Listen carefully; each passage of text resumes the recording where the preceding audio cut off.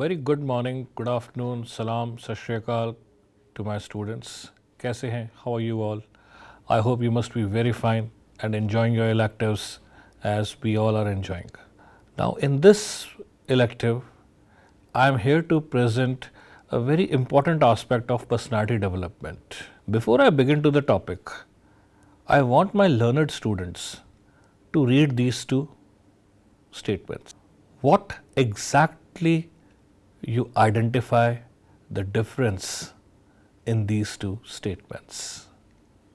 And simultaneously, while going through these two statements, what should be the outcome in these two? Either both of them will have a positive outcome, or Mayers Robson will have a positive, or Franklin will have a positive. Which statement will have a positive outcome? I'll let you decide by yourself. I hope you must have taken your time to understand what will be the positive outcome. But of course, Tara Mayer Robson, when she says that when emotion is impregnated, induced, acknowledged with awareness, now that means not a blind emotion.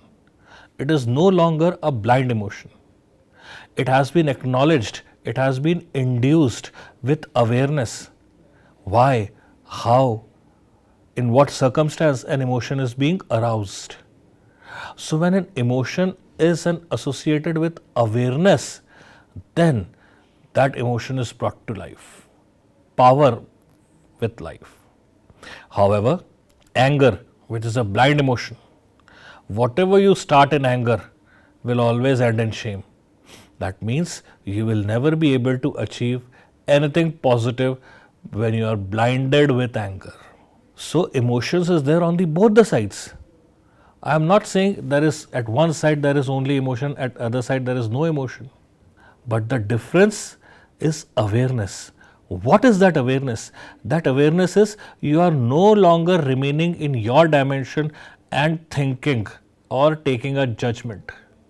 But you are stepping out of your shoes and understanding the situation of the opposite counterpart. You are understanding your emotions, you are understanding the counterpart's emotions, and then you are understanding the whole situation. And once you are understanding all these equations, all these emotions, different spectrum of emotions, and then you are producing a judgment, that means you are producing power in your emotion. It is no longer a blinded emotion, it is an emotion which is gifted with intelligence, and it becomes your emotional intelligence. My dear students, you must have read about IQ, intelligent quotient. Somebody has a very high IQ, somebody has a very low IQ. But it was seen that people who have a very average IQ were brilliantly successful in life. And in the 19th century, beginning of the 19th century, mark my words, in the beginning of the 19th century, intelligent quotient was there, IQ was there. But a new term was coined, EQ, emotional quotient, which reflected emotional intelligence. And that emotional intelligence, what it led was a creative mindset. So my dear students, today we will learn what is emotional intelligence, how this emotional intelligence is related with homeopathy, and how by being highly emotionally intelligent, you can be a leader, a successful homeopathic entrepreneur in your life. The most important part of a positively practicing personality, now mark my words, most important part of a positively, successfully practicing personality will be understood by you in the end of this presentation is emotional intelligence. In the end of the presentation, you will understand, you will learn how it is necessary to be emotionally intelligent. No doubt, intelligence quotient has its own value.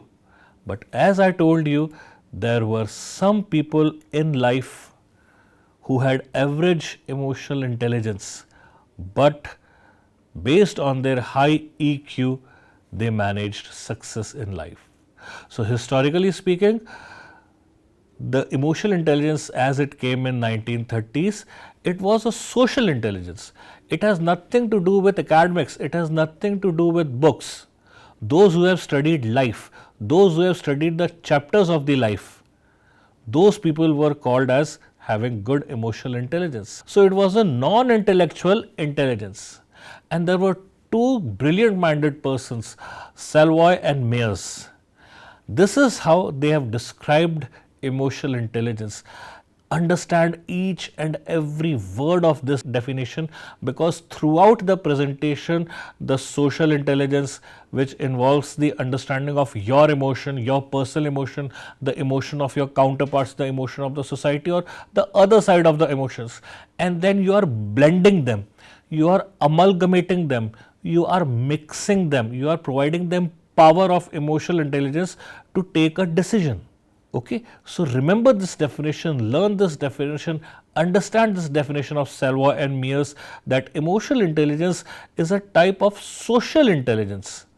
That means you are talking no longer about an individual and his efforts. You are talking about an individual who is interacting with his society, with individuals, keeping himself at the center. It's a type of social intelligence that involves the ability when you are looking or understanding or monitoring not only your emotions but the emotions at the other end also. And you can finally discriminate in between these two emotions. You can finally differentiate between the two emotions, that means your emotion and the emotions at the other end. You are identifying, first point is identification of emotions at both the ends. Second, differentiation of emotions at both the ends. And after scrutinizing, evaluating, critically analyzing this information, you are taking a decision, you are making an action. Such a type of phenomena has been identified as emotional intelligence. Now, as you can see, the father of rocketry science of India, the person, our respected, very senior, no longer, may he rest in peace, APJ Abdul Kalam. He was a pioneer who looked into the enormous efforts, enormous possibilities of Indian rocket science. And he was a perfect example of creating an opportunity from adversity. My dear fellow students, you should remember, last year we have achieved a pinnacle of success, that was Chandrayaan. And what was said? Cattle science has taken a leap step. But when India became head to head, neck to neck with the developed nations, it was due to the emotional intelligence induced by APJ Abdul Kalam and lots of diligent workers like APJ Abdul Kalam. They had intelligence quotient, but along with, they knew how to harness the work of other people. They knew how to bring them together on a single platform. They knew how to work with a bunch of thousands and hundreds of intelligent intellectual minds without creating a conflict, with the essence of their leadership, with the essence of their understanding, with the essence of understanding so diversified emotions, and yet creating unity in such a diversity. That was their excellence, that today they are remembered as legends. We know Dhirubhai Ambani, pioneer who saw miraculous changes in textile industry, then in several other fields, from no one to the only one. The ambience of philanthropist Ratan Tata sir is an example of par excellence. We don't have words for such people. Elon Musk, Mark Zuckerberg, and most importantly for me, Dr. Samuel Hahnemann, being a doctor of eclectic medicine, and above all, the most important for me and for you, our great master Hahnemann, the father of homeopathy, being a physician of eclectic medicine, based on his emotional intelligence only, he got dissatisfied with the existing treatment of those times. Based on his emotional intelligence only, he could raise the question why Sincona was treating, and he was dissatisfied by the bitter answer. His reason gifted mind and his EQ nature instigated him to create a system which we practice today, the dynamic therapeutic system, homeopathy. The father of Indian homeopathy and his enormous work cannot be forgotten. His EQ brought homeopathy and let homeopathy flourish in Calcutta and then to the rest of the India. So these persons with high emotional intelligence, what is so exact, what is so important about them? Their professionalism. Emotional intelligence is directly related with professionalism. Emotional intelligence creates an aspect of team performance. Emotional intelligence incites, instigates good decision making among team. As I said, unity among diversity. That is only possible when a person is working on the basis of his emotional intelligence, not IQ. Because when he is thinking about emotional intelligence, he is not only thinking from his point of view, but his vision is 360 degree. He is encompassing every possible thought which could come into his mind for his project or for his work. And when he works on EI, emotional intelligence, his team performance and decision making makes him an able leader. So as I said, emotional intelligence goes very strong in hand with professionalism, governing personal growth, governing professional growth, and governing socio-interactive capabilities. Emotional intelligence governs all these 6 factors in a very remarkable way, and all the 6 factors are so intimately engrossed in each other that one factor is not possible without the other one. It's like a philharmonic orchestra. It's like a beautiful melody of Lata Mangeshkar or any other singer which you cherish. But it is not only the musical notes, the lyrics, the sound, the voice gravity, the voice tone which pierces your heart. So emotional intelligence is an amalgamation of these things. Now what is the role of emotional intelligence in academics? Because I am here to deal with academics. I am here to deal with my BHMS students of first year. So how emotional intelligence can help them? My dear students, group discussions are very important in today's teaching aspect. And when group discussions happens, your teaching, your learning capacity enhances geometrically. That is, from 2, 4 it goes to 16, from 16 it goes to 196, and like that. It doesn't increase like 2, 4, 16, 32, 64. So emotional intelligence plays a very important role in academics. First, when you carry on group discussions, you tend to exchange a lot of views. And when you are exchanging views, you are motivated by the other persons who may be more influential, who may be more knowledgeable, who may be more communicative, who may be more enthusiastic, who may be more dedicated. But when you are in a group, you can identify some or the other positive qualities from your group members. And it is then when you are enhancing your relationships with the other persons around you. When you are enhancing your relationships with other persons around you, you are growing in a way which will show its fruits in your good grades and good results. Performing good group discussions, performing good group activities, performing group activities in your practicals, performing good group activities in your class will enhance your knowledge, will enhance your academic presentation, will enhance your skill in education.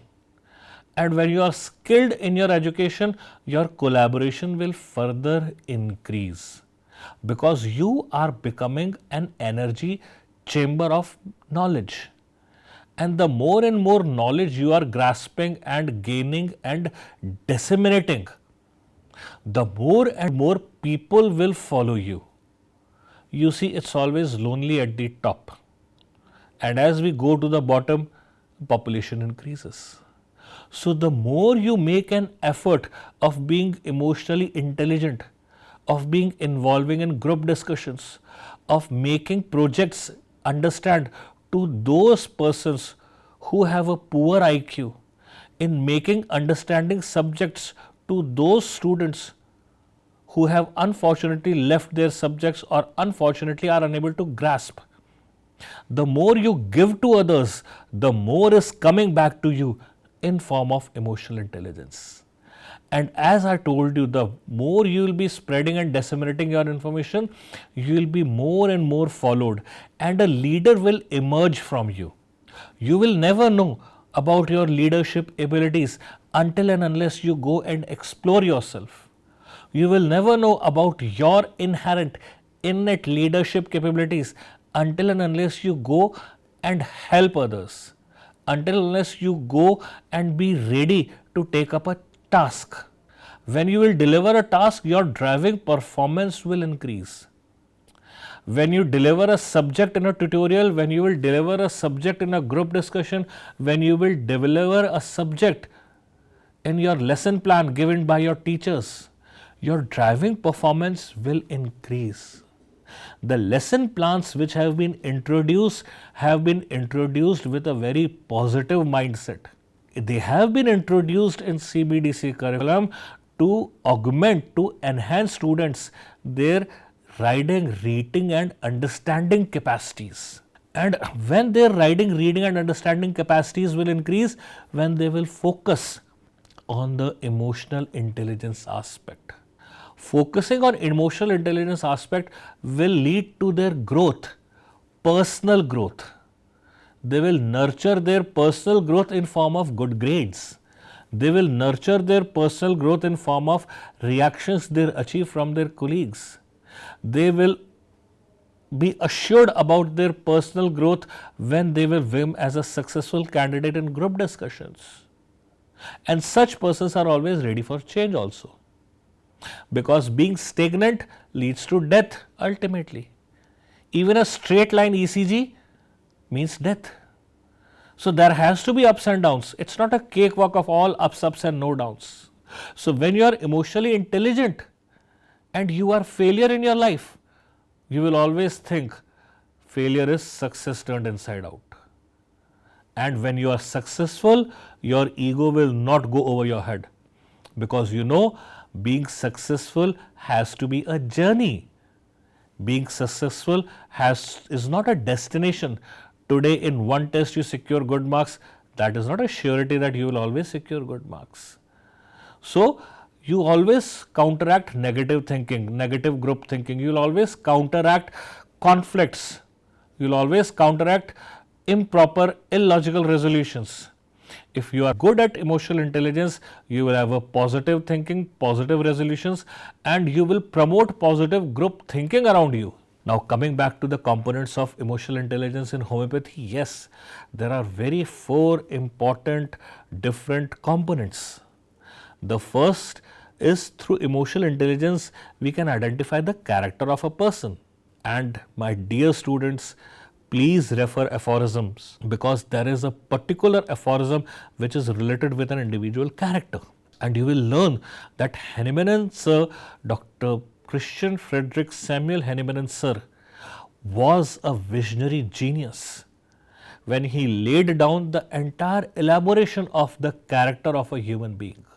Emotional intelligence regulates an individual's emotional disposition, what appeals him, what disappeals him, what appeases him, what makes resentment, what makes him guilt, what are his grievances, what is he passionate about. These all things are related with his emotional intelligence, and ultimately they affect his homeopathic journey. Emotional intelligence reveals empathy of a person. Emotional intelligence reveals practical intelligence of a person.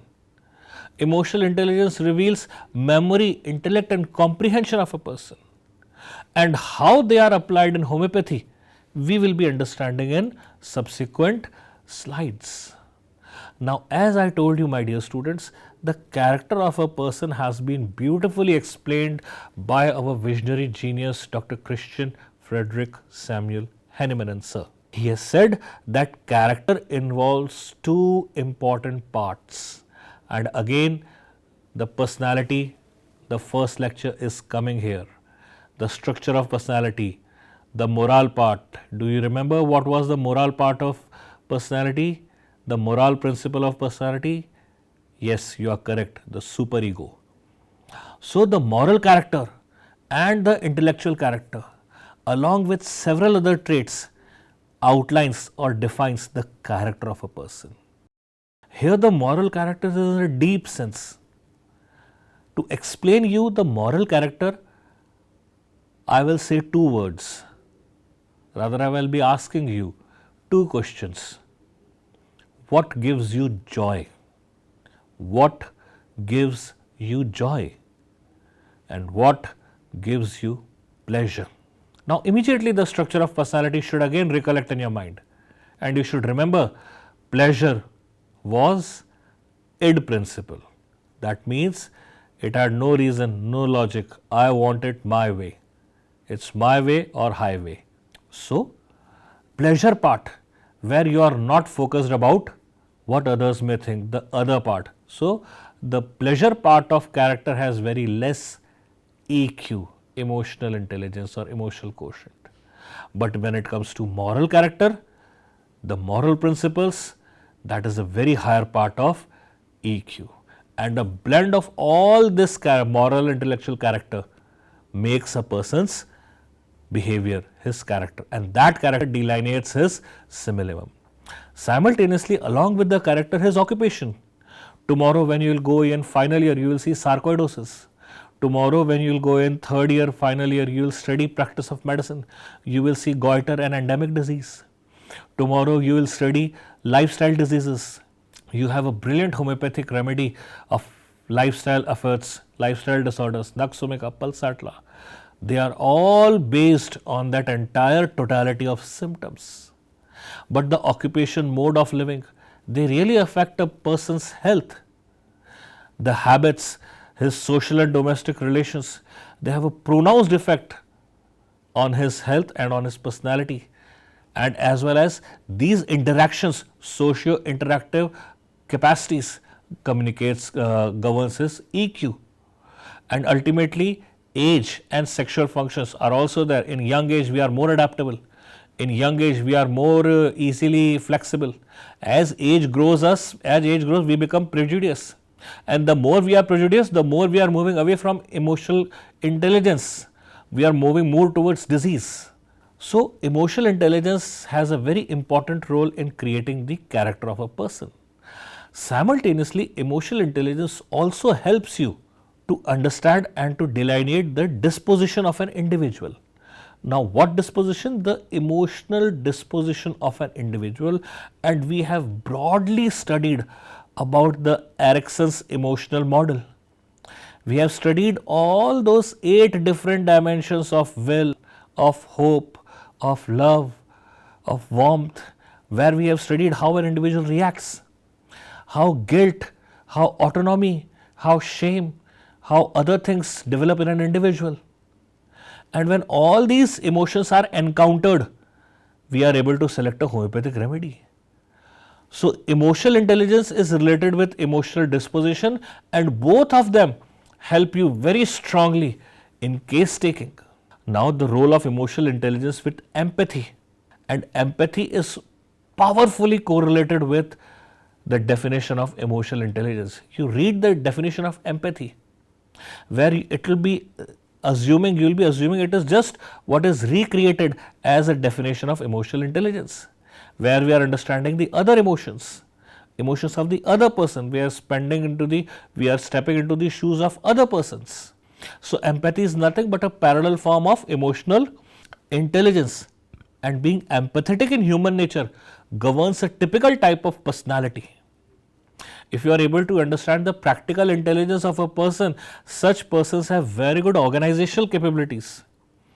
They are never living in isolation. They are the leaders, they are the mass leaders.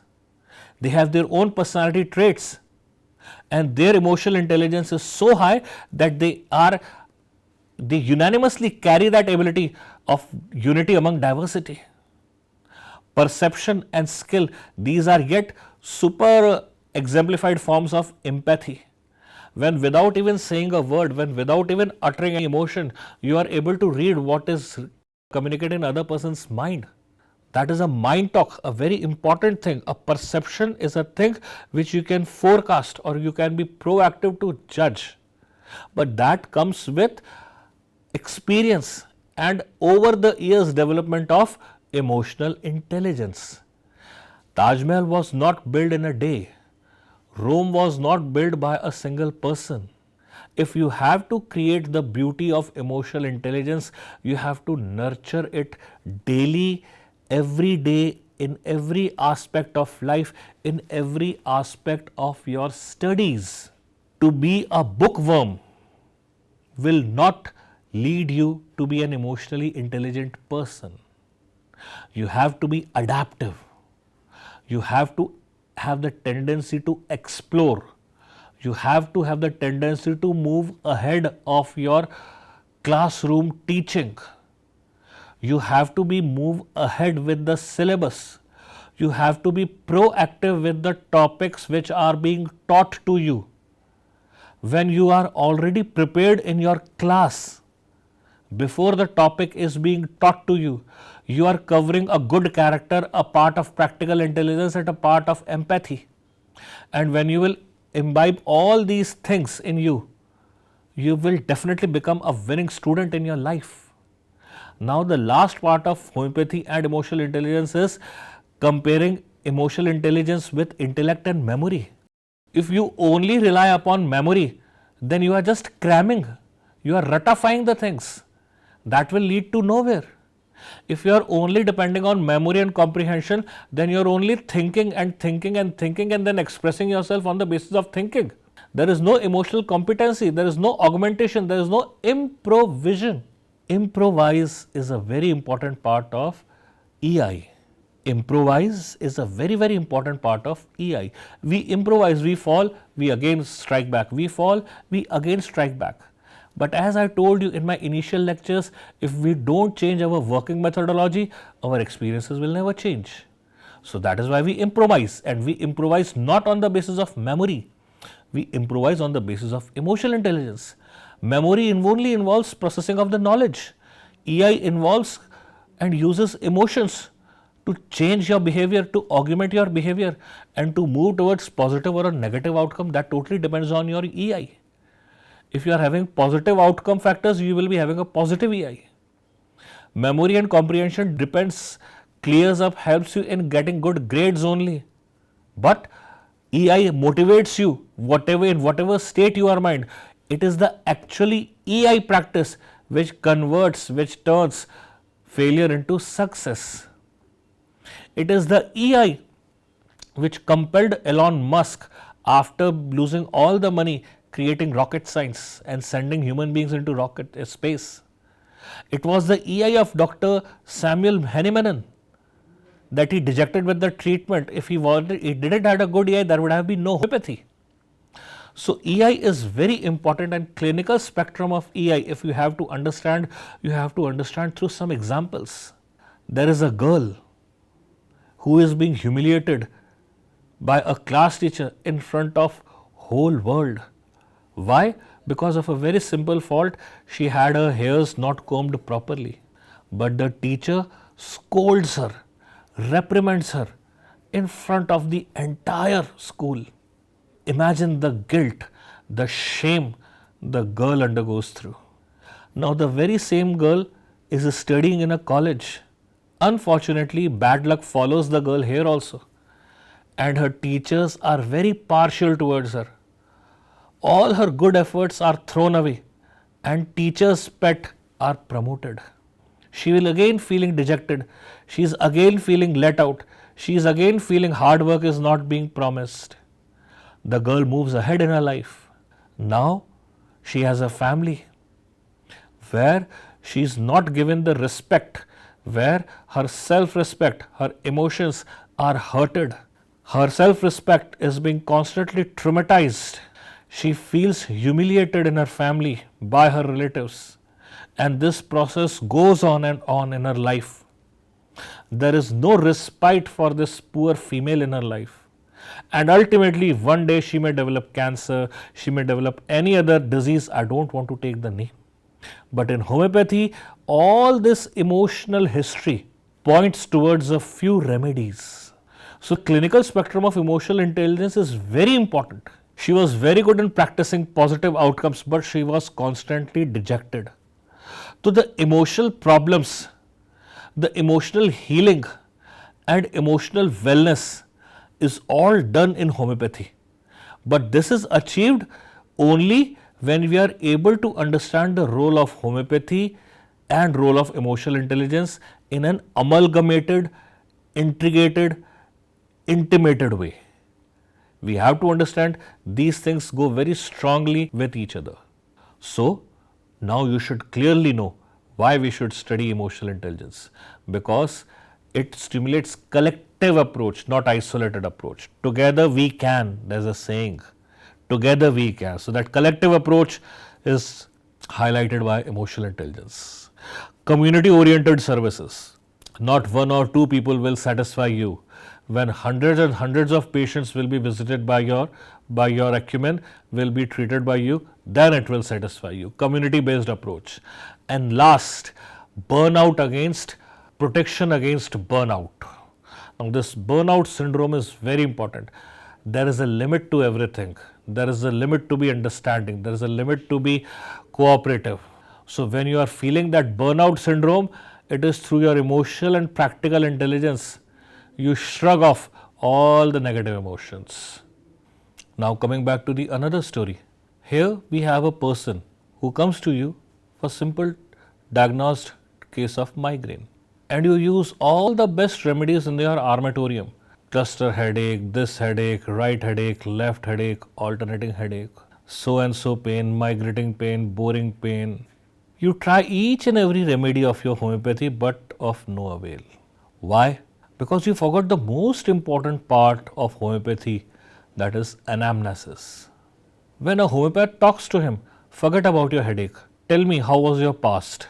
And when he narrates your story, that gives you shivers down your spine, then you understand the crux of emotional wellness, healing, problem, and emotional intelligence. Why emotional intelligence is necessary? This is yet another story which will help you.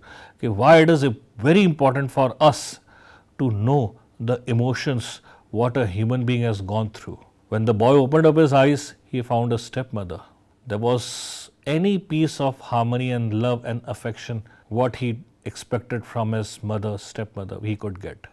Irrespective of that, he used to get beatings and he was tied on a chair. He used to work like a labor in his own house. This was all, or this will all be narrated by in his complaints, all the negative aspects of his emotional healing. But he kept on striving, he kept on learning, he kept on fighting. But he could never ever share his grief, his grievance with anyone. Today he may be a very successful software developer. Today he may be a very successful doctor. Today he may be a very successful entrepreneur. But any emotion, any trigger, any emotional scene of a movie should instigate a headache. Now this emotional history of the patient has a very, very important role. So when we are dealing with emotional intelligence, we have to understand not only his present scenario of emotions, but sometimes it is very important for us to be guided from the emotions of the past. There is not a single road, there is not a single map by which success can be achieved in emotional intelligence. Every case, every individual has its own EQ level. Every individual has its own emotional wellness level. Every individual has its own set of unique problems and their own unique ways of dealing with them. Some may get succumbed, some may be a victim of their emotional turmoil, some may get used to of the turmoil, some may be a winner of the turmoils. How a person has fought with his level of emotional intelligence is important in homeopathy. So you are studying side by side aspects of emotional intelligence, helping you not only in your studies but also you are learning that understanding emotional intelligence of a person is an important part of homeopathy resolving his or her problems. We may have a lot of multiple spectrums of emotional wellness of a person and emotional turmoil of a person. The spectrum of emotional problems may be varied, weird, uncertain. He or she may be miser, avarice. He or she may be a gourmand. Now, these words are technical, but they all are homeopathic and they all are used in homeopathy. So, be very familiar with those words. You should have a very good understanding of all the words which are there in your Mathematica, which are there in your repertory.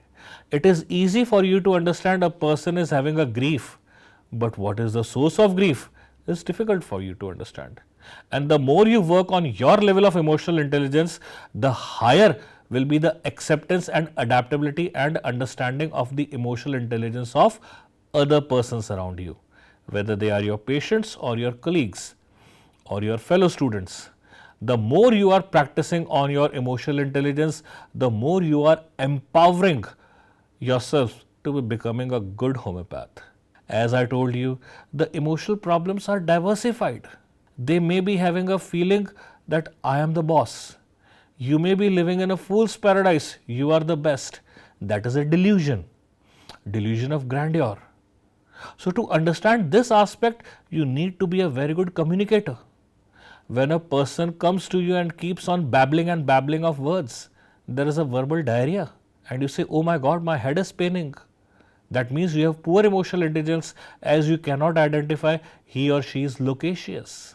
When a person comes to you and makes a bargain and you get aggressive, again your emotional intelligence is poor, because this bargaining attitude will help you to identify his emotional problems. So whatever you are seeing in an individual needs to be resolved from the emotional intelligence of your plane. And as you are budding in homeopathy today, you should understand the importance of this Gibraltar like rock today only. You have to nurture it day by day only, and once you start doing it, you will replicate numerous Taj Mahals in your life. You will replicate numerous Roman holidays in your life. So this emotional health is very important for you.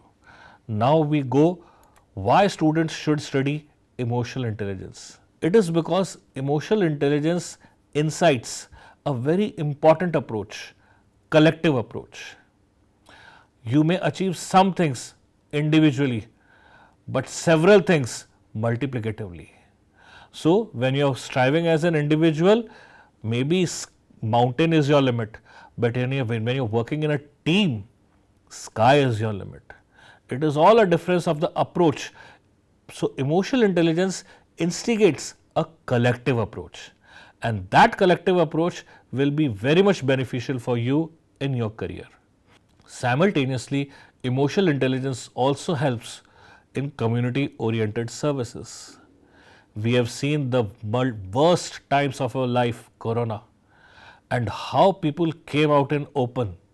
That was a brilliant example of their emotional intelligence. From no one to someone, people saw some out of the box examples of bravery, courage, philanthropy, giving attitude. This was all based on their emotional intelligence. Their emotional intelligence empowered them to take a risk which nobody was willing to take. Their emotional intelligence empowered them to work 48 hours non-stop. Doctors slogged their life. Police persons, every medical healthcare individual, everyone who was involved in fighting the battle of Corona, they were only able to do so because of their intelligence. Their superhuman tendencies came out from every ordinary individual just because on the basis of their emotional intelligence. Numerous remedies were distributed. Homeopaths across the globe worked on corona and made some brilliant results. So emotional intelligence is also responsible for community oriented approach.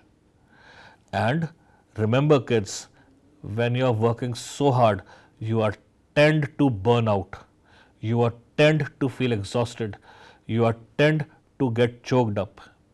At that point, having a practical thinking helps you out and protects you from burnout syndrome. Your practical thinking enables you to balance your work and your rest. Your emotional intelligence helps you to achieve maximum rest from minimum input. Even by a 2 hours sleep, you can be refreshing. So, emotional intelligence has a magnum opus effect if a person works on it, if a person delves on it, and if a person is ready to nurture on it. Emotional intelligence has plenty of things to offer him. Now, I shall repeat a very quick recap of whatever I have taught you. What is emotional intelligence? Emotional intelligence is the ability to consider, to understand, to accept what others are thinking. It was a definition of Salvoy and it was a concept given in 1930s. Emotional intelligence is very helpful in homeopathy also and in academics. Emotional intelligence helps you to bring about professionalism. Emotional intelligence helps you to bring about leadership skills. Emotional intelligence helps you to churn up the group discussion activities, problem solving attitudes. A student can convert his failure into success by working on his emotional intelligence. Emotional intelligence has an important role in homeopathy. We can understand the emotional intelligence by a behavior, by a character. We learn to see the application of emotional intelligence and differentiate it with memory and intellect. We learn how emotional intelligence is a part of empathy, practical intelligence. And we know students should learn emotional intelligence because it induces collectivist approach, community oriented approach and protective approach against burnout.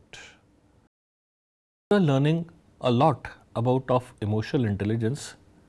A thought must be coming to your mind. I am just a first year student. How can I amplify my EI? How can I amplify my learning through EI? So here are very simple 4 basic steps by which you can enhance your EI and amplify your learning. Explore and justify why you chose BHMS. This is very important. Doing a half-hearted work, being totally dejected, not believing in the system and working in the system will take you nowhere. So you have to explore within yourself. Learning a lot about emotional intelligence, a thought must be coming to your mind that I am just a BHMS student. How can I explore? How can I nurture emotional intelligence in me? So I have a very simple 4-step solution for you. Following this 4-step solution, you can easily master emotional intelligence and you can enhance your learning based on your emotional intelligence. For properly achieving these 4 steps, you have to be 100% honest, hardcore honest with yourself. First, you have to answer, explore and justify why you chose BHMS. Whenever you do any half-hearted job or a job in which there is your body is there but your mind and soul are somewhere else, you will never ever achieve success. So you have to put your heart, soul, body, mind, everything and then justify that yes, the path you have chosen of BHMS will be the journey of your life and you will believe in yourself in achieving the pinnacle of success. The first step lies in belief and justifying your step. Now, once you are justified and have belief in your step, You should be aware of all those ways about execution of understanding the BHMS framework. You should be able to proactively understand and explore about your BHMS journey. In first year, you have to be purely focused on the components of first year. In second year, you have to remember what was taught in first year, but simultaneously grasps the fundamental of second year. When you come to your third year, you should very well remember this thing. Now you are halfway mark. That means half of the preparation has already been done. So the gravity of the situation is very important now. And you should be a master of 2 years, and the third year, which is a clinical, and the fourth, which will also be your clinical year, you have to be very, very meticulous in your work. Now, when you are aware of the first year framework, you should apply all the learning methods, whether they are group discussion, cloud meetings, samplings, or whatever way which makes you comfortable with the subject. You should explore all the dimensions of learning. And remember one thing, my students, instead of giving 8, 8, 10, 10 hours, long hours, you should take binge learning. You should study for 1.5 hours, 2 hours, and then take a break, a little break, so that your mind is again fresh. And simultaneously, training and learning in motivational based practice interactive session is the most important thing. You are your best motivator. If you don't find yourself motivating, look for somewhere else. But ultimately, at the end of the day, you lie with yourself. So, you have to understand the best person who can pull you up is yourself only. Don't look anywhere else. Look inside you. Look inside you, introspect yourself. What is your strength? If you find your strength, augment it further, enhance it further, sharpen it further. If you find your weaknesses, try all the possible ways by which you can avoid it. So, how to achieve it? You have to first understand what is in my control. Only your study is in my control. What should be your boundaries?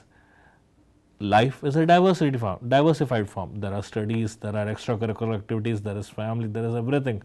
But for everything, there has to be a limit.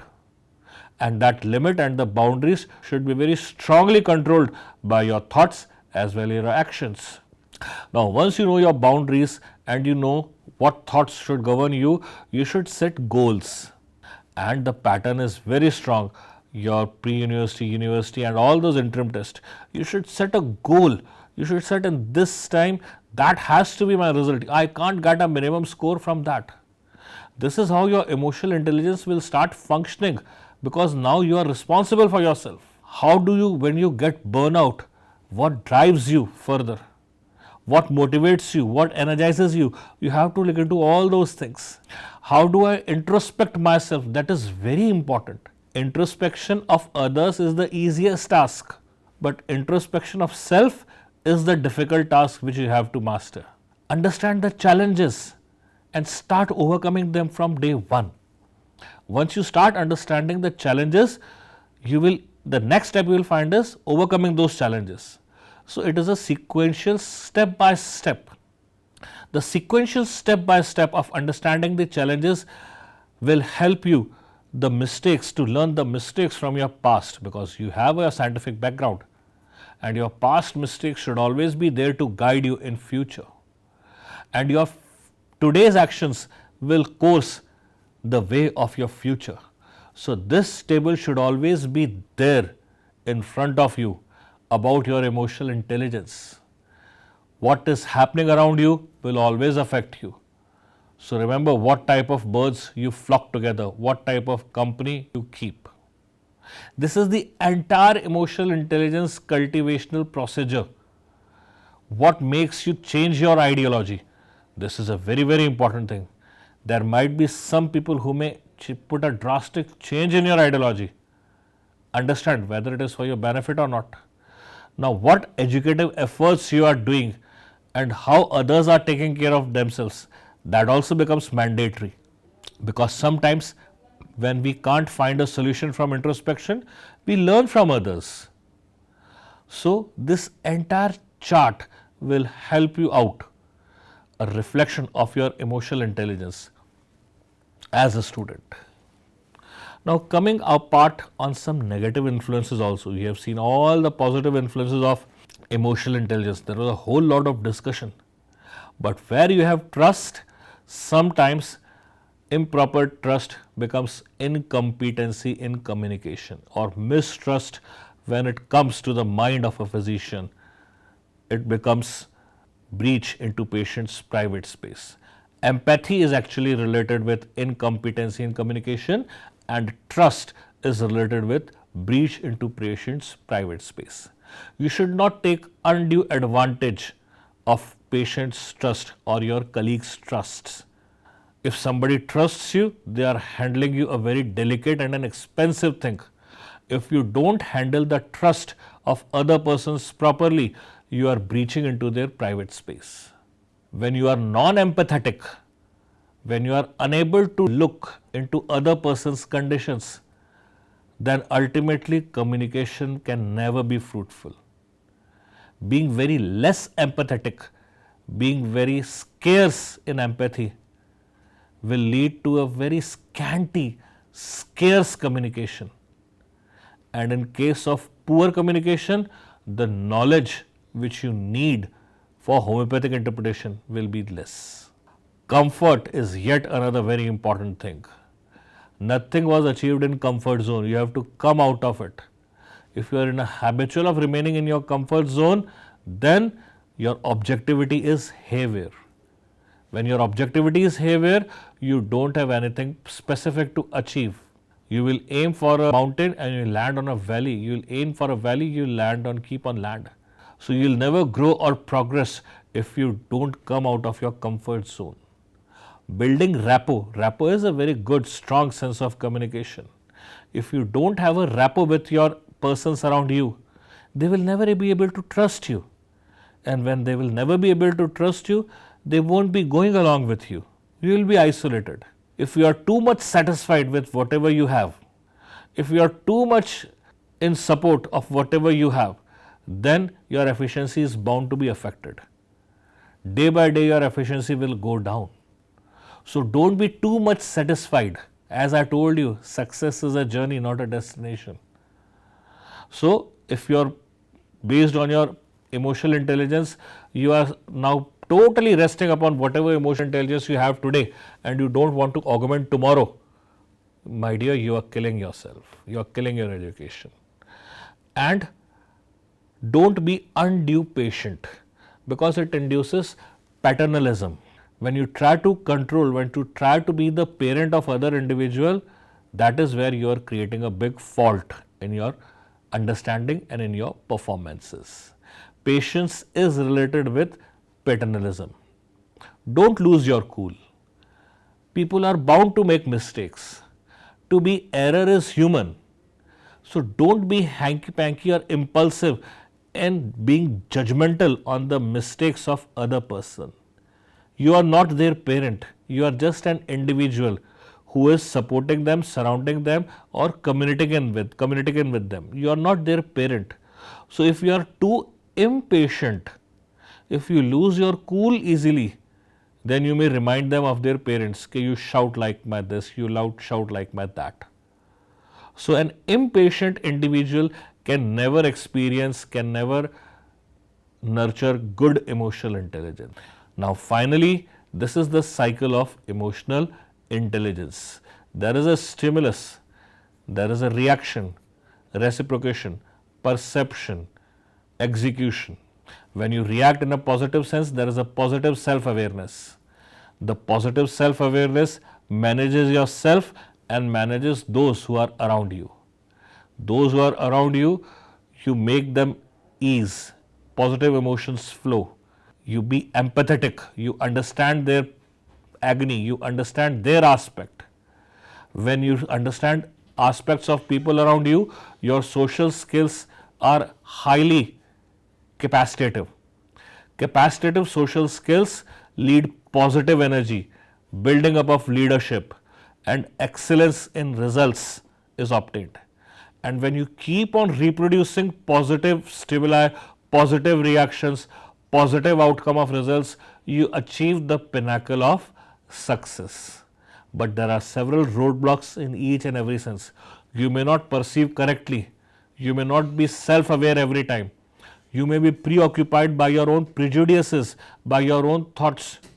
You may not be in a state to self manage. So, once you overcome these blocks, you experience a good emotional intelligence.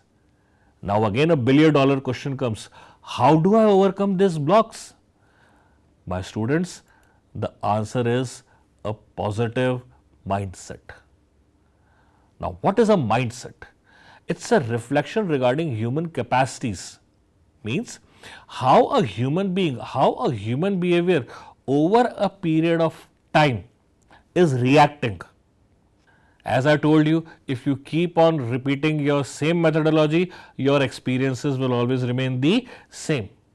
So, if you want some new experience, if you want some new experiences, then your methodology should change. And when your methodology change, when your mindset will change.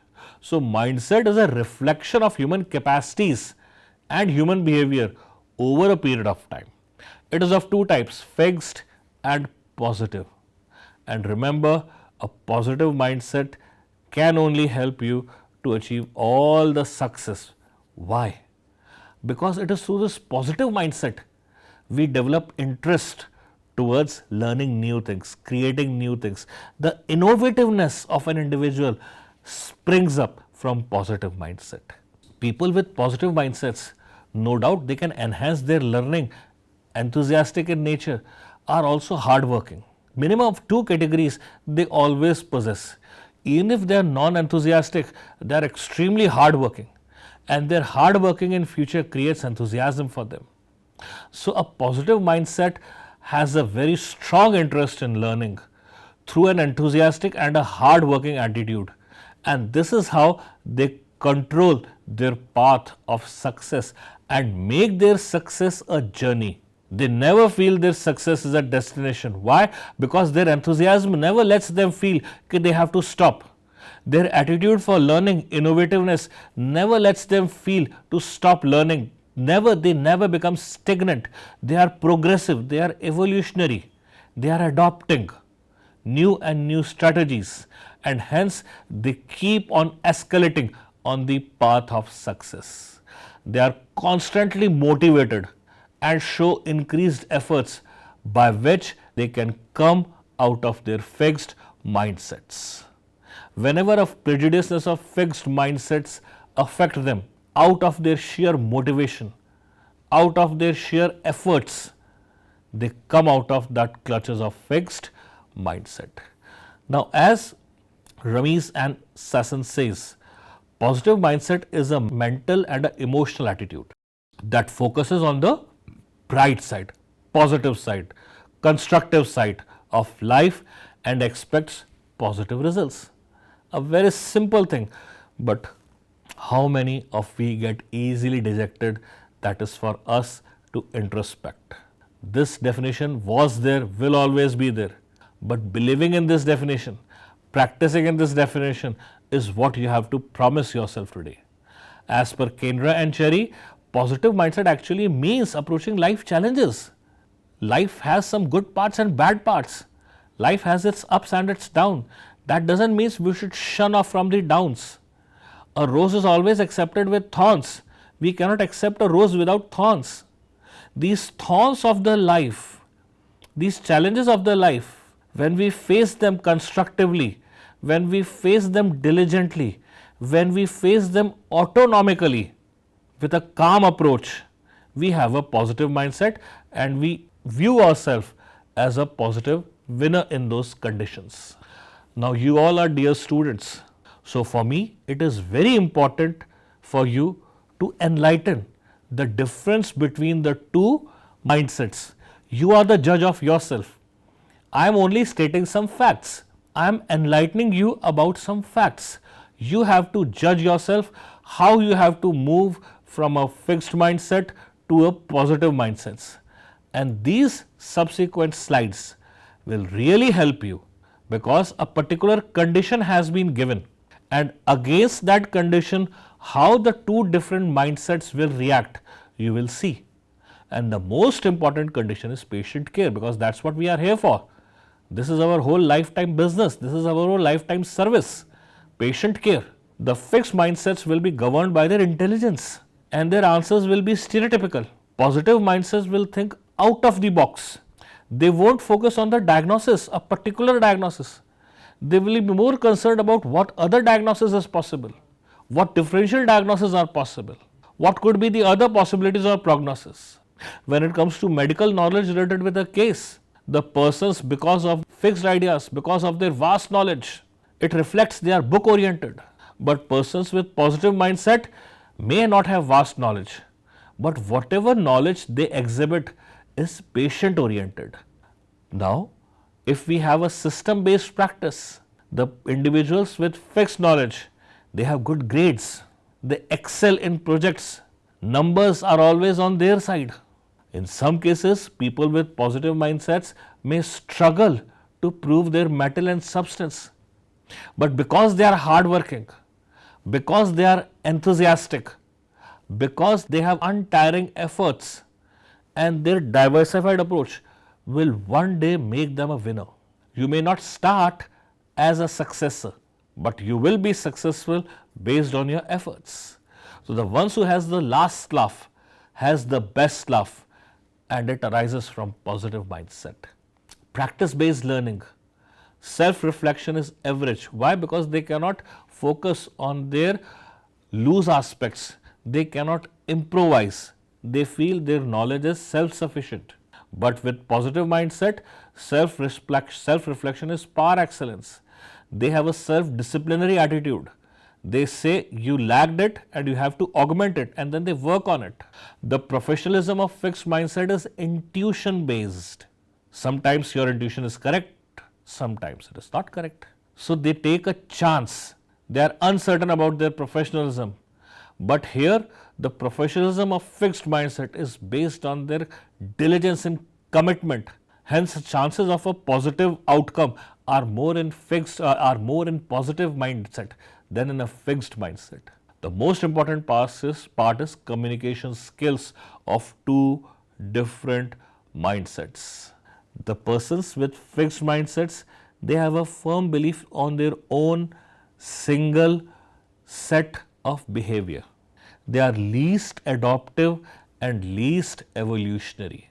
Whatever they think they have achieved today is the best, and whatever they will achieve in their future will be on their this individual fixed behavior. Whereas positive mindset, they always think, they take up a challenge. Oh, this thing is lacking in me, I have to be like that. There is less empathy in me, there is less intellectual character in me, my moral character needs to be augmented, my practical intelligence needs to be augmented, my memory is more dominating. Currently, they don't shy off to say, I am a fixed mindset person. They never shy off to say, I want to be a positive mindset person. And they work on it because of their hardworking and enthusiastic nature. And they assume multispectral rapport. They don't approach to patients in a single way.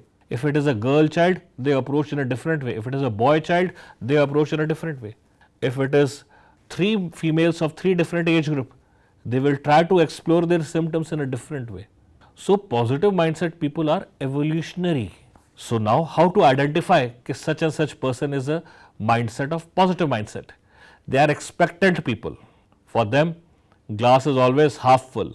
For them, there is always positive thing in the worst episodes of life. They are very humble, humility. They accept their success with a very cool-headed mind.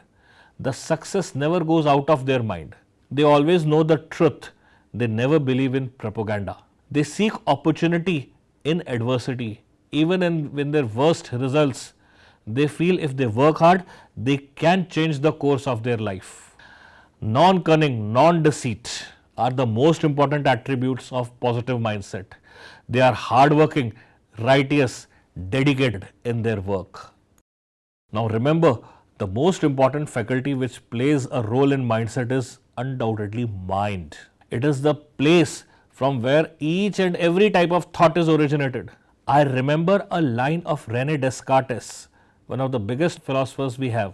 I think, therefore I am. Again, I am repeating. Rene Descartes said, I think, therefore I am. So, whatever you are today is the product of your thoughts. And it is the thoughts which convert into action, the action it converts into character, and that character converts into a man or a woman who are today. So, if you really want to have a positive outcome, a positive mindset, a good emotional intelligence, a strong personality, you have to have a deep seated analysis of your mind, because it is the key issue to be ascertained by a homeopath for homeopathy. So, nurturing a positive mindset, my students, today will be a sign of a successful scholar. If from today you start nurturing a positive mindset, a good emotional intelligence level, a good sense of personality, that will surely be unlocking a positive homeopathic vision for tomorrow, for your next part of life. Thank you very much for your patience listening. Please take care. Dear students, always remember, a strong fundamental is based on a good recap. One should always revise and then move ahead. So, let me give a chance to review some important things related with your emotional intelligence. These are the steps by which you can augment your emotional intelligence, how you can enhance your learning, justifying your selection, learning all those methods, being aware of the structural framework, and being motivated. This is the blueprint of emotional intelligence in a student. In this blueprint, you know what is under the control of a student. How can he learn from his past mistakes? What are his boundaries? He has to set goals and then he has to work for those goals. So, this entire blueprint of student striving, struggling to nurture emotional intelligence is placed here. How others take care of themselves is also an important part of learning, augmenting and nurturing emotional intelligence, because there is a saying in English, if you don't have a vision, look for a man of vision. So, if you don't have a good emotional intelligence level, it's not your fault. But yes, it is your fault that you are not looking for a person who can inspire you. You are not looking for a person who can instill that confidence of nurturing emotional intelligence in you. It is your fault if you are not working today after going through this presentation on your emotional intelligence. Simultaneously, about emotional intelligence, not being empathetic has its own negative values. That is, you have incompetency in communication. If you are not empathetic, you are incompetent in communication. If you are not trustworthy, you are breaching up into the patient's private space. You will commit those mistakes from where his personal information will be leaked and you will have a very bad name. If you are working only in a comfort zone, you will lose objectivity in your life, in your career, in your practice, in your studies. If you are always in a habit of working in a comfort zone, you will never be able to achieve anything successful, anything landmark in your life. Developing a rapport, a good communication, a strong network of information. If you don't develop a rapport, the confidence level in you will always remain very low. Why? Because you don't have the correct information. You don't have the tendency to talk. And when you talk, when you are unable to talk, when you are unable to communicate, there will always be an inferiority in you. Being highly satisfied with whatever you have is not so good. Being highly content with all the support you have is again not good, because both these two factors will decrease your efficiency. It's just like rotting of the iron. Even if your iron, such a hard metal, gets corroded, its strength is lost. So, you have to stop being corroded from too satisfaction and too much okay support. Lastly, don't be impatient and give an example of undue paternalism. So, my dear students, this is the cycle of emotional intelligence. Work on each and every part. Always there are emotional stimuli. Don't get carried away and just work on emotional intelligence. Be rational, be logical, be balanced, be calm. And remember, again I am saying, Rome was not built in a day. Taj Mahal was not built by a single man. So, you cannot achieve anything great without a good teamwork. And for teamwork, you are having some excellent lectures for you so that you can nurture your teamwork skills also. This is the cycle of emotional intelligence. It will always help you to understand where you are lacking in your life. And for developing a good emotional intelligence, you need to have a good, creative, positive mindsets. And for positive mindsets, there are some traits, there are some features which you have to follow. When you are dealing with your patients, when you are practicing, when you are learning, when you are disseminating medical knowledge, what are the differences between a positive and a negative mindset? They have been acknowledged, enlightened in front of you. You have to be an evolutionary thinker. Think for Dr. Samuel Hahnemann. He wrote 6 editions of Organon of Medicine. If he was of a fixed mindset, he would have satisfied himself with 1, 2 or 3 editions only. Dr. Kent, he never improving in himself. He has written so many good books. So, all the stalwarts were progressive evolutionary thinkers who were thinking out of the box. Positive mind traits. You have to understand these positive mind traits and nurture them in yourself. Mind is the key to unlock the vision, my students. A positive, healthy mind can always lock a successful homeopathic vision. So, best of luck for your homeopathic journey with a creative attitude and a positive mindset. Thank you very much.